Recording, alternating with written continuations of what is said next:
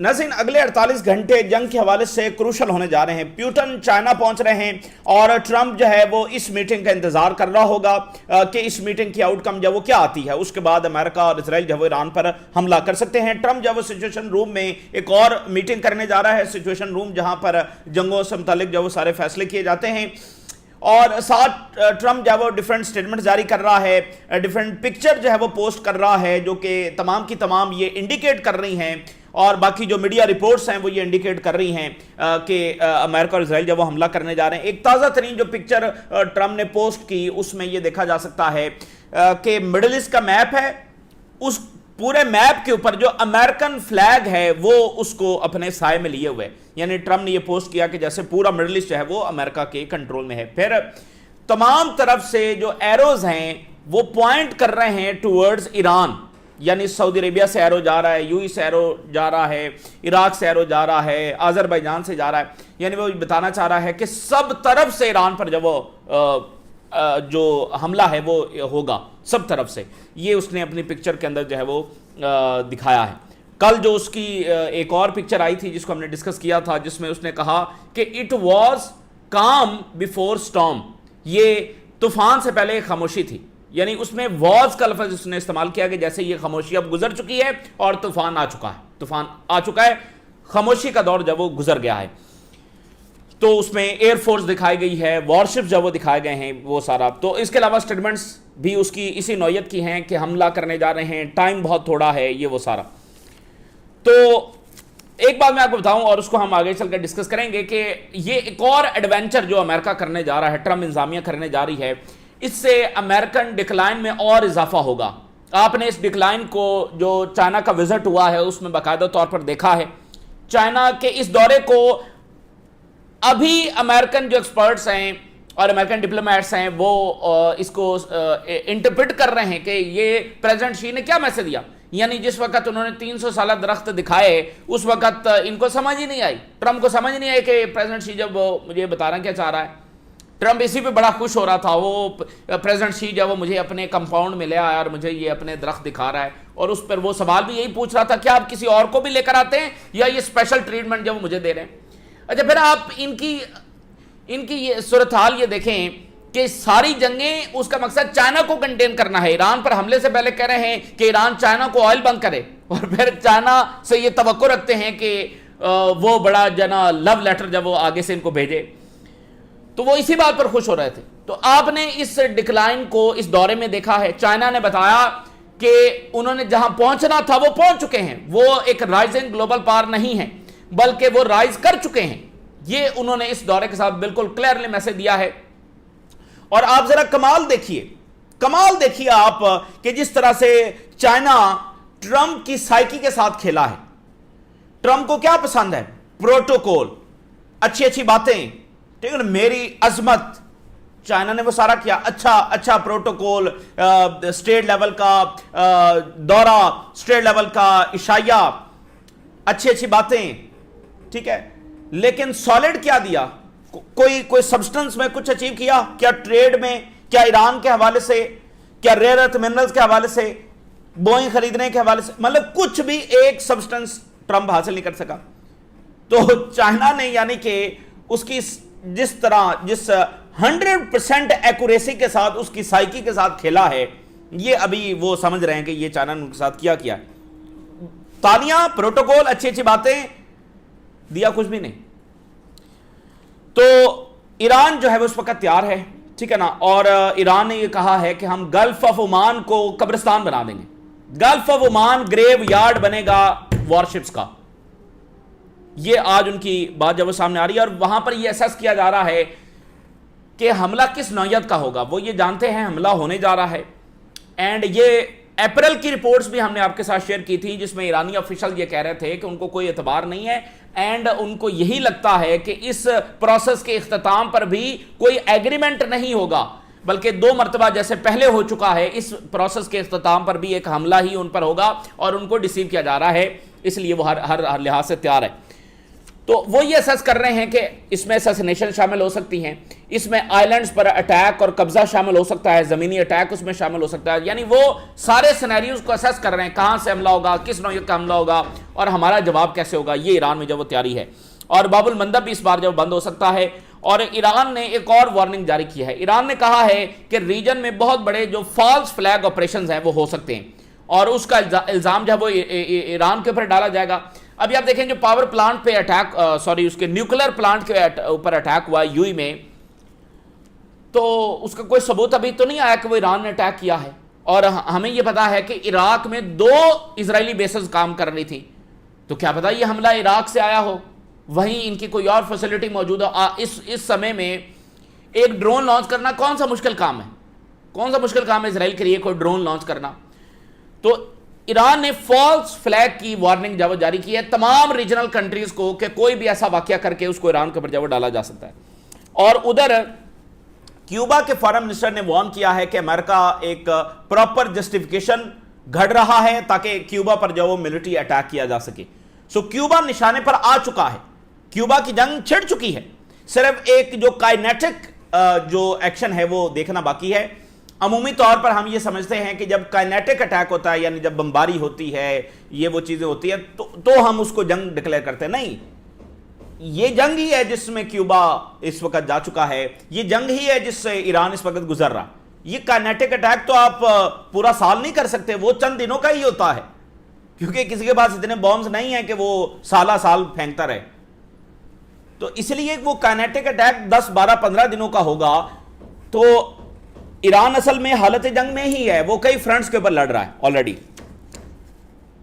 अच्छा, अब हम जरा अमेरिका से शुरुआत करते हैं और ट्रंप की जो स्टेटमेंट्स हैं और एक और एडवेंचर वो किस तरह से इस डिक्लाइनिंग एम्पायर को मजीद डिक्लाइन की तरफ लेकर जाएगा, ये सबूत भी आपके सामने रखेंगे। एक्सियोस की रिपोर्ट है कि ट्रंप जब अगले 24 घंटों में सिचुएशन रूम में होंगे, वहाँ पर वो ये सारा अपनी सिक्योरिटी टीम जो है उसके साथ डिस्कस करेंगे। मज़ीद जो ऑप्शंस हैं, मिलिट्री ऑप्शंस, उनको जब डिस्कस किया जाएगा। ये एक्सियोस की जो रिपोर्ट है। फॉक्स न्यूज़ ने लिखा Trump to convene situation room meeting. Times of Israel ने लिखा Trump to meet with security advisers in situation room. और रॉयटर्स ने लिखा Trump to meet US security advisers. इसी तरह इंडियन मीडिया रिपोर्ट कर रहा है Trump likely to hold key meetings over military actions on Iran.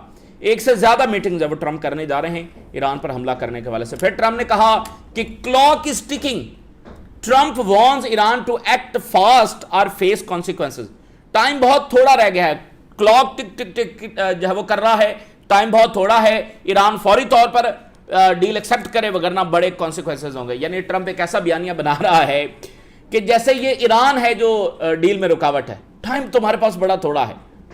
और ये वही सदर है जो 40 दिन के बाद जिसने सीज फायर की रिक्वेस्ट भेजी। और ट्रंप ने कहा कि अगर ईरान ने बरवक्त इकदाम ना किए तो इनके लिए कुछ भी बाकी नहीं बचेगा, सख्त नताज का सामना करने पड़ेगा। ये उसकी बातें। तो ये सारे इंडिकेटर्स हैं। और इसराइल जो कि चाहता है कि ईरान पर हमला किया जाए, और उनके लॉन्ग टर्म गोल्स हैं, ग्रेटर इसराइल और मुल्कों को तबाह करना, टर्की उनके निशाने पर है, सो ऑन। बट मैं आपको बताऊं कि ये एडवेंचर किस तरह से नुकसान देने वाला है। आज फाइनेंशियल टाइम की जो रिपोर्ट आई है, अमेरिकन जो टैक्स पेयर्स हैं, जो अमेरिकन नेशनल्स हैं, अमेरिका के लोग हैं, इस वक्त तक 28 फरवरी से लेकर इस वक्त तक 40 अरब डॉलर, 40 बिलियन डॉलर वो एक्स्ट्रा उनको पे करना पड़ा है फ्यूल बिल की मद में। यानी जो उन्होंने एनर्जी बाय की, जो गाड़ियों पर पेट्रोल डलवाया, जो चीजें महंगी हुई और वो खरीदी, 40 बिलियन डॉलर एक्स्ट्रा पे करने पड़े। आज फाइनेंशियल टाइम की स्टोरी है। और ट्रंप ये कहता है कि हम तो जंग जीते हैं, हमारा तो कोई नुकसान हुआ ही नहीं है। ये ना ट्रंप के ऊपर वैसे एक फिल्म भी बन चुकी है इसी मौजू के ऊपर। ये जो ट्रंप को जो इसका मेंटोर था ना, जो जिसने इसको सारी चीजें सिखाई, तो इसके 3 प्रिंसिपल्स हैं ट्रंप के। पहला ये है कि अटैक अटैक अटैक, दूसरा डिनाई एवरीथिंग, एंड तीसरा नेवर एक्सेप्ट डिफीट। ये ट्रंप की जिंदगी के 3 जो है वो प्रिंसिपल्स हैं, जो इसने अपने रियल स्टेट जो इसका बिजनेस था उसमें ये सारे थ्रू आउट द लाइफ वो यही करता है। और जब सियासत में ये आया है तो भी ये उन्हीं प्रिंसिपल्स को अप्लाई कर रहा है यहां पर दुनिया के इंतहाई कॉम्प्लेक्स मामलात के ऊपर। एक एक मसला जिसकी तारीख कई सौ साल पुरानी है और जिंदगी मौत का मसला है, वहां पर भी ये वही रियल स्टेट वाले जो असूल हैं वो अप्लाई कर रहा है। Attack attack attack, deny everything and never accept defeat. तो वो ये आप देखें वो यही कर रहा है। वो इतनी बड़ी डिफीट अमेरिका को हुई है और वो कह रहा है कुछ भी नहीं, हम तो जीते हैं। आज फाइनेंशियल टाइम कह रहा है 40 अरब डॉलर अमेरिकन को एक्स्ट्रा पे करने पड़े हैं, आम लोगों को एक्स्ट्रा। तो हम कलेक्टिवली अगर हम देखें तो ये जंग ऑलरेडी $1 ट्रिलियन तक पहुंच चुकी होगी। ये $1 ट्रिलियन वॉर है जो अमेरिका को पड़ चुकी है ऑलरेडी, और अभी एक और एडवेंचर करने जा रहे हैं। जैसा कि आप देखिए कि जो $1.5 ट्रिलियन का बजट ट्रंप इंतजामिया ने मांगा है, जो मिलता है या नहीं मिलता अभी उस पर डिबेट जारी है कि इतना बड़ा बजट और ये सारे पैसे आपको वेलफेयर से निकालने पड़ेंगे, हेल्थ, एजुकेशन और बाकी सारे जो वेलफेयर से मामलात हैं, इतने सारे डिपार्टमेंट्स हैं, उस सब से पैसा निकाल कर इधर लाना पड़ेगा। ये कोई वॉलेट में नहीं पड़े हुए पैसे हैं कि वो उठा कर दे देंगे। तो और ये वैसे भी अमेरिका की तारीख का और दुनिया की तारीख का सबसे बड़ा बजट है, $1.5 ट्रिलियन जो अभी मिलेगा या नहीं मिलेगा। लेकिन अब अगला मसला पैदा हो गया है, वो कह रहे हैं कि $1.5 ट्रिलियन भी इनफ नहीं है। जितने ईरान जंग के अंदर स्टॉक्स डिप्लीट हो चुके हैं उनको रीफिल करने के लिए $1.5 ट्रिलियन में जितने पैसे रखे गए हैं स्टॉक्स की रीफिल के लिए वो काफी नहीं है, हमें और पैसे चाहिए। और $70 बिलियन एक्स्ट्रा मांग लिए हैं पेंटागन ने कि सिर्फ जो डिप्लीटेड म्यूनिशन हैं उनको रीफिल किया जा सके। $70 बिलियन अलग से सिर्फ इस मकसद के लिए कि जो ईरान पे 40 दिन उन्होंने बमबारी की है उसके नतीजे में जो म्यूनिशन डिप्लीट हो चुके हैं उसको रीफिल करने के लिए $70 बिलियन अलग से चाहिए। डेंजरस लेवल के ऊपर इनके स्टॉक्स लो हो चुके हैं। तो ये मल्टी डायमेंशनल क्राइसिस है जो अमेरिका के लिए आ रहा है। और खुद जो कांग्रेसमैन है उन्होंने कहा कि इस वक्त हम 3 डायमेंशन जो क्राइसिस है वो फेस कर रहे हैं। पहला ये कि इंटरकनेक्टेड ये 3 क्राइसिस। पहला कि रैपिड डिप्लीशन ऑफ हो चुकी है ईरान जंग के अंदर अमेरिकी स्टॉक्स की रैपिड डिप्लीशन। दूसरा ये कि ईरान की जंग अनऑथराइज्ड वॉर है बाय कांग्रेस, वो एक मसला है कि भाई ये कांग्रेस से पूछे बगैर जंग जारी है। और तीसरा मसला ये है कि जब हम सारा कुछ यहां जाया कर बैठेंगे तो यूक्रेन को क्या देंगे। सो 3 इंटरकनेक्टेड एंड मेजर इश्यूज इस वक्त अमेरिका जो फेस कर रहा है। एक मसला हो गया। अब जरा अगली बात सुन लें। ट्रंप ने, आपको याद होगा हमने रिपोर्ट किया था, ट्रंप ने कहा था मैं गोल्डन डोम बनाऊंगा।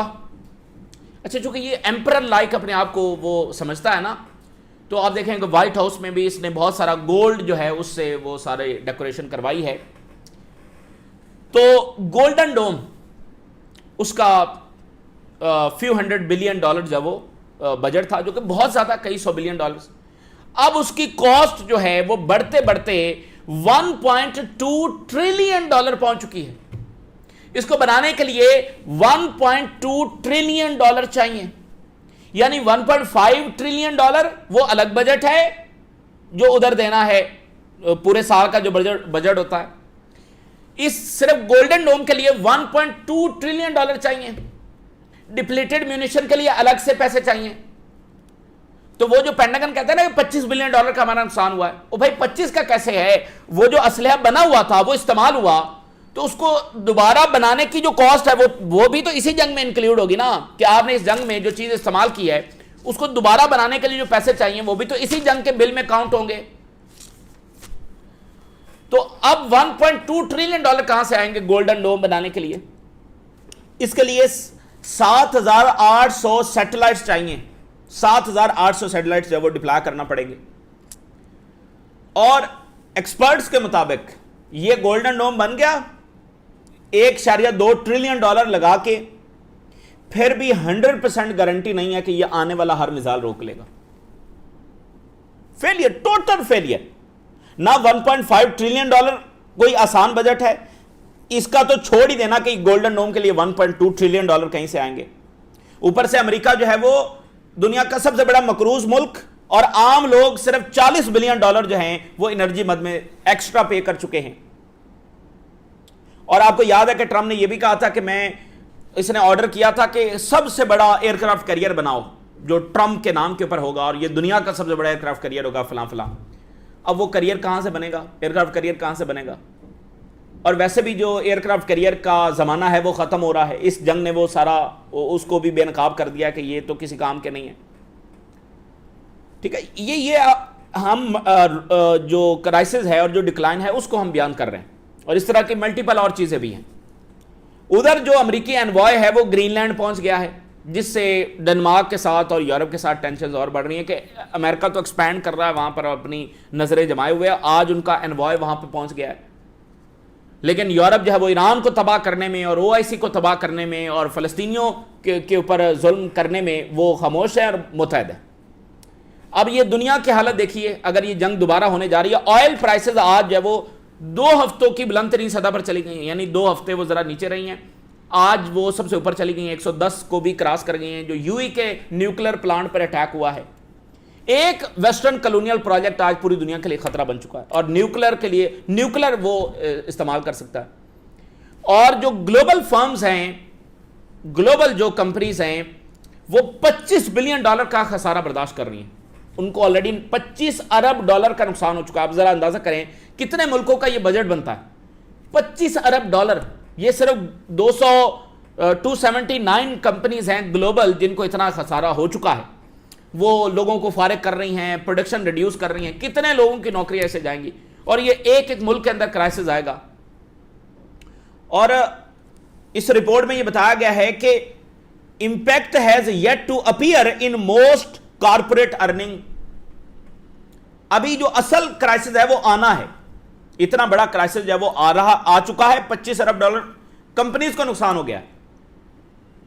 ये वो नहीं है, स्टॉक्स वाला नहीं है कि ऊपर चले गया नीचे चले, ये $25 अरब का उनको नुकसान हुआ है। कितने लोगों का रोजगार इससे जाता रहा। और अभी जो असल क्राइसिस है वो कह रहे हैं अभी आना है।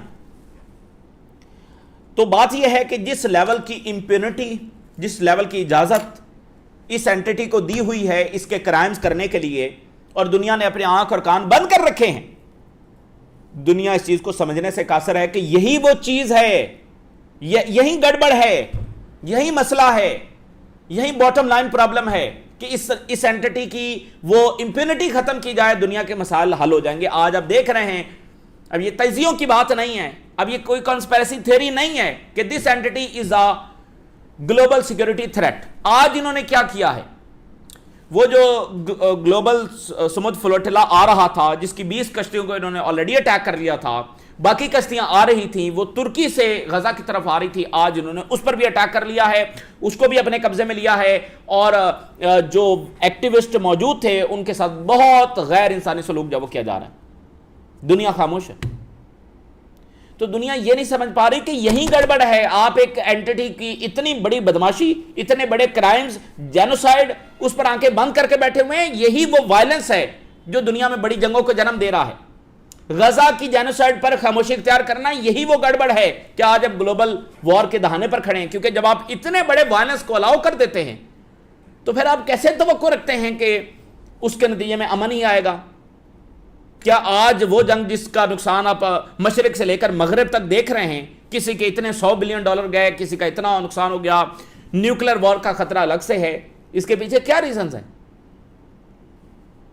और अभी भी ये एंटिटी रुकने का नाम नहीं ले रही। अभी वो कभी कह रहे हैं हम लेबनान में सेटलमेंट्स बनाएंगे, कभी कह रहे हैं शाम में बनाएंगे, और जॉर्डन की हुकूमत वो है जो इजराइल की तरफ जाने वाले मिसाइल रोकती है, और अल-शरा कहता है कि हिजबुल्लाह एंड ईरान हमारे कॉमन एनिमीज है, इजराइल और हमारे कॉमन एनिमीज हैं। और गल्फ के वो ममालिक जो नेतन्याहू को दावत देते हैं, इनको कब अकल आएगी और कब ये होश के नाखून जब वो लेंगे और असल खतरे को पहचानेंगे?